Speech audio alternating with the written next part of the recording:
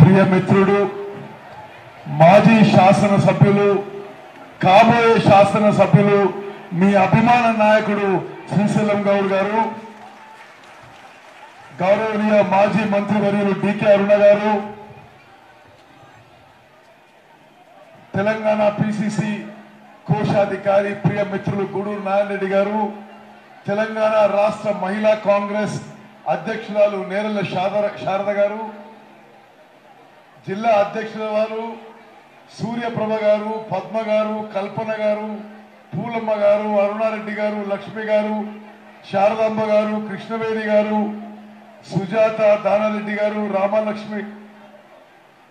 రామలక్ష్మి గారు, కిషోరి గారు, లక్ష్మి గారు, మాధవి, శాబనా, ఖుషీద్ గారు, వేదిక మీద మిత్రులందరికీ, అదేవిధంగా ఇక్కడికి విచ్చేసిన అక్కలు, చెల్లెళ్ళు, అన్నలు, తమ్ముళ్ళు, ప్రత్యేకంగా విలేకరు మిత్రులందరికీ కూడా నమస్కారం. అమ్మ, మీ అందరూ కూడా డల్ అయిపోయినరు, ఆకలి అవుతున్నట్టున్నది. సరే, నేను మాట్లాడంగానే భోజనాలు, సరేనా? అందరు చేతులెత్తిన ఒకసారి. తెలంగాణ ఇచ్చిన సోనియమ్మకి, సోనియా గాంధీ గారి నాయకత్వం, అందరూ అంటలేరు, సోనియా గాంధీ గారి నాయకత్వం, రాహుల్ గాంధీ గారి నాయకత్వం, కాంగ్రెస్ పార్టీ హస్తం గుర్తుకే. నేను ఎక్కువ సమయం తీసుకోనమ్మా, మీ విషయాలే మాట్లాడతా. ఇంకా ఇక్కడ ఉన్న కూర్చున్న వాళ్ళల్లో ఎంతమంది మహిళా సంఘాల్లో, డ్వాక్రా గ్రూపుల్లో మీకు సభ్యత చెందుతండి?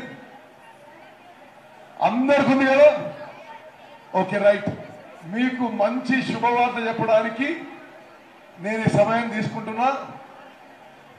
ఈ ముదునష్టపు కేసీఆర్ పరిపాలనలో రాష్ట్రంలో మహిళా సంఘాలని, డ్వాక్రా గ్రూపులు మీ అందరికీ చాలా అన్యాయం జరిగింది.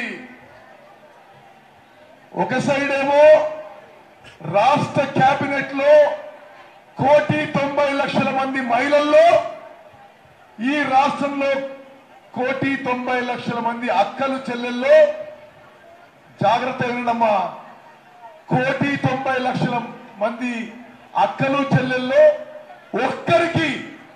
ఒక్కరికి కూడా మంత్రి పదవి నిర్వహించే సమర్థత లేదు అనుకున్న కేసీఆర్ కి మహిళా ఓట్లు అడిగే హక్కుందా? చెప్పండి మీరు.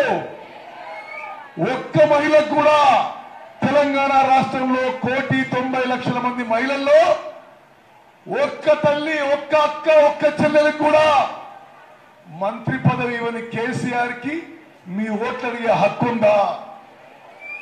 మరి దయచేసి ఆలోచన చేయాలి. మీరందరూ కూడా మీ కుటుంబంలో, మీ బంధువులకి, మీ బజార్లో, మీ ఊర్లో, మీ వాడలో అందరికీ ఈ విషయం చెప్పాలి.